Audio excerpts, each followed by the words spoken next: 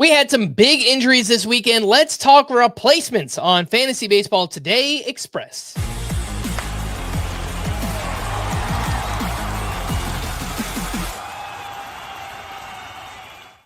Welcome into FBT Express on Monday, May 5th. Happy Cinco de Mayo. I am Frank Stampfl, joined by Chris Towers, and lots of injuries, lots of news from the weekend. Chris, devastating injury to Triston Casas, who had a nasty spill at first base while trying to beat out a ground ball. Turns out he has a ruptured left patellar tendon, already had surgery this weekend, pretty much rules him out for the rest of the season, could affect the rest of his career as well. So hoping for a successful recovery there for Triston Casas. No shortage of first base replacements in shallower leagues. Names like Jonathan Aranda, Kyle Manzardo, Rhys Hoskins, and Nate Lowe. Chris, how would you rank those four? Aranda, Manzardo, Hoskins, and Lowe. Aranda, Manzardo, Hoskins, and Lowe. I will say Hoskins got off to a miserable start to the season. He didn't homer, I think, for the first 12 or 13 games. Since he hit his first homer, he has 4 in his last 15 games while hitting 360. Underlying numbers, much better. Contact rate, strikeout rate, much improved from last year. Actually, I think the strikeout rate would be the best of his career. So a lot to like going on with Rhys Hoskins right now. Some Triston Casas replacements in slightly deeper leagues. Let's say 12-team roto if you need a corner infielder. Ryan O'Hearn, Nolan Shanuel, and Ryan Mountcastle. Chris, how do you rank those three? Are we sure Kyle Stowers isn't first base eligible? We can't use him there. I'd like that one more. I don't really like any of these guys. I think we know the limitations for O'Hearn, especially. He's going to be productive when he's in the lineup, but he's just a righty masher, so he's going to sit 25 to 30% of the time, which limits his upside. I would say Mountcastle would probably be my preferred option among these. Quality of contact metrics still quite good. Underlying numbers much better than what he's actually producing, but he's got to produce quick because Coby Mayo got called up. And while I'm sure the Orioles would prefer that Coby Mayo, I'm not going to say they would prefer Coby Mayo not hit well because they kind of need anyone who can do anything right now. They're pretty desperate, but I'm sure their long-term preference the rest of the season is Ryan Mountcastle remains the starter and Coby Mayo goes back to AAA. That may not be the case. And if Coby Mayo gets hot, it is possible he just takes that job. Because, like I said, the Orioles are in last place in the AL East. They are desperate. Coby Mayo has a chance to kind of steal someone's job here. But can he pitch, Chris? That is the question. That'd be nice. In the deepest of leagues, Gavin Sheets, Matt Mervis, Eric Wagaman, and Carlos Santana. Getting back to the Red Sox for a second, some people think with this injury to Triston Casas, it could kind of force Roman Anthony's promotion here. Do you see any way that happens with Roman Anthony? There was a quote that was like, we might talk to Rafael Devers about playing first base, but they're not going to play Roman Anthony at first base. I think they already came out and said that explicitly. So it would have to be some kind of like Rafael Devers plays first base and that opens DH, but do they want a 21-year-old playing DH right now? They're not going to move Wilyer Abreu to DH. He won a Gold Glove last year. Cedar Rafael is their worst hitter, but he's a very good defensive center fielder. Jaron Duran's probably not a DH. So it's possible. And look, they lost one of their, projected best bats. So maybe they get desperate and find a way to make Roman Anthony happen, but he's been dealing with his own injuries at AAA, hasn't been playing a ton. I would be surprised if this really changes Roman Anthony's timetable. All right, let's take a quick break, and we'll be back right after this. She knows, and I know she knows.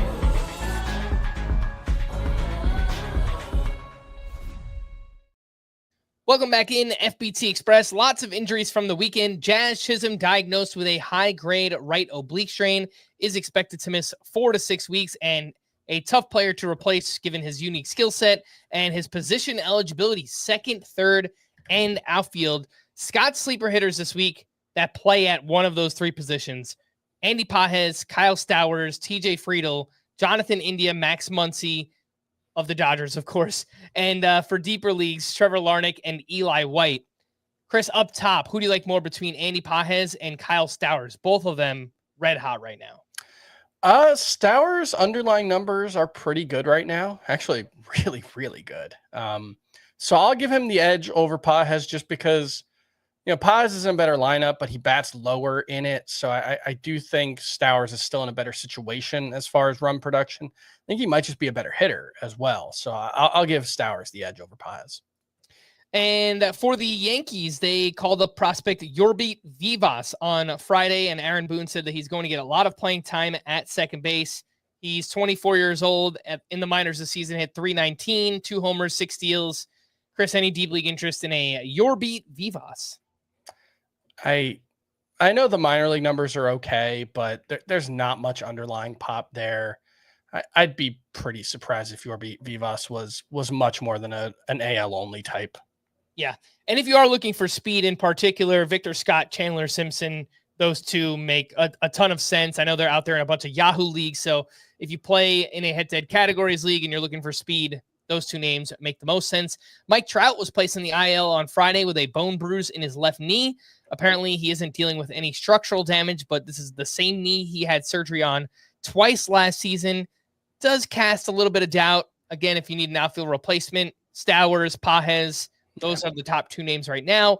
Yordan Alvarez has missed 2 straight with right hand inflammation. Manager Joe Espada said Sunday that Alvarez is feeling better and isn't expected to require medical imaging. Do you start or sit Yordan Alvarez this week? Yeah, I mean, we don't know specifically, but the fact that they're not sending him out for an MRI makes me think that it's not serious. So I'll go ahead and start Yordan Alvarez. Yeah. Cole Reagan's is scheduled to start Monday against the White Sox, lining him up for a 2-start week. He did not start last week, dealing with a groin strain. Do you start or sit Cole Reagan's? Yeah, it's concerning because the last time he started was against the Rockies, and he struggled, and his velocity was down because of the injury. So they seem to think he's fine. I will take the Royals' word for it that he's fine and start him in a 2-start week just because I don't want to miss out on the upside of a 2-start week, especially with the White Sox out there. Like he could strike out 20 plus this week. Yeah. Corbin Burnes will not make his scheduled start on Monday due to right shoulder inflammation. And apparently Burnes dealt with fatigue over his previous 2 starts. Might explain why he's been so bad this season. The hope is that he won't need an IL stint and could make his next scheduled start against the Dodgers on May 10th. This one feels like a pretty easy sit for Corbin Burnes. Yes, I think you just take this as an excuse to sit him because he's been pretty frustrating so far this season. Hopefully a little bit of rest gets him back on track. 3 pitchers who left their start early on Sunday: Imanaga with a left hamstring, Freddie Peralta with groin soreness, and Tanner Bybee with cramping in both of his legs. Do you start or sit those 3 this upcoming week? Like with Burnes, I think this is an opportunity to sit Bybee because he's probably been in your lineup all season and hasn't been very good. I would probably lean towards starting Peralta, who's been excellent pretty consistently. Said he's not concerned. Maybe we get an update before lineups lock that make us think differently. But based on what we know right now, I would start Peralta, and then I would sit Imanaga. Hamstrings, I just kind of always assume a hamstring injury will end in an IL stint. All right. For more extensive fantasy baseball coverage, listen to our full-length podcast, Fantasy Baseball Today, on Spotify, Apple Podcasts, or anywhere else podcasts are found. Thanks for listening to Fantasy Baseball Today Express, and we will be back again tomorrow. Bye-bye.